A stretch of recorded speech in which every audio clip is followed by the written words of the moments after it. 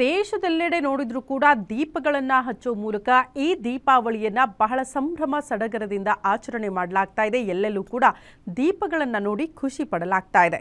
ಆದರೆ ದಾವಣಗೆರೆಯ ಲೋಕಿಕೆರೆ ಗ್ರಾಮದ ಕೆಲ ಸಮುದಾಯದ ಜನರಿಗೆ ದೀಪಾವಳಿ ಹಬ್ಬ ಕರಾಳ ದಿನವಂತೆ. ನೂರಾರು ವರ್ಷದ ಹಿಂದೆ ಈ ಗ್ರಾಮದಲ್ಲಿ ವಿವಿಧ ಸಮುದಾಯದ ನೂರಾರು ಯುವಕರು ದೀಪಾವಳಿ ಹಬ್ಬದಂದೇ ಕಾಣೆಯಾಗಿದ್ದಾರಂತೆ. ಹಬ್ಬದ ದಿನ ಪೂಜೆಗಾಗಿ ಉತ್ರಾಣಿ ಕಡ್ಡಿ, ಕಾಶಿ ಕಡ್ಡಿ, ಹೂ ತರೋದಕ್ಕೆ ಊರಿಂದ ಹೊರಗಡೆ ಹೋದವರು ಮರಳಿ ಬರಲೇ ಇಲ್ವಂತೆ. ಗ್ರಾಮಸ್ಥರು ಅದೆಷ್ಟೇ ಹುಡುಕಿದ್ರೂ ಕೂಡ ಅವರ ಸುಳಿವು ಕೂಡ ಸಿಗ್ತಾ ಇಲ್ಲ. ಅದೇ ಕಾರಣಕ್ಕೆ ಅವತ್ತೇ ದೀಪಾವಳಿಯ ಕರಾಳ ದಿನ ಅಂತ ಹಬ್ಬ ಆಚರಣೆ ಮಾಡೋದನ್ನ ಕೈಬಿಟ್ಬಿಟ್ಟಿದ್ದಾರೆ. ಇದು ತಲೆಮಾರುಗಳಿಂದ ಮುಂದುವರಿತಾ ಬಂದಿದೆ ಅಂತೆ. ಕಾಶಿಲ್ ತರಕ್ ಹೋಗಿದ್ರಂತೆ, ಅದು ಮಾಡಿದ್ರೆ ಅವ್ರು ಬಂದಿಲ್ಲ. ಹಂಗಾಗಿ ದೀಪಾವಳಿ ಮಾಡೋದ್ ಬಿಟ್ಟಿದಾರ. ಹಿರಿಯರ ಹಬ್ಬನ ಗ್ರಾಂಡಾಗಿ ಮಾಡ್ತೀವಿ ನಾವು. ಅವಾಗಲಿದ್ದಾನು ಈಗ ಅಲ್ಲ 2-3 ತಲೆಗಳಾಗತಿ, 2-3 ತಲೆ ಜಾಸ್ತಿ ಆಗಿರ್ಬೋದ. ಅವಾಗಲಿದ್ದಾನು ಮಾಡ್ತಲ್ಲ, ಹಂಗಾಗಿ ಇವು ಮಾಡ್ಕೊಂತ ಬರ್ತಾರೆ.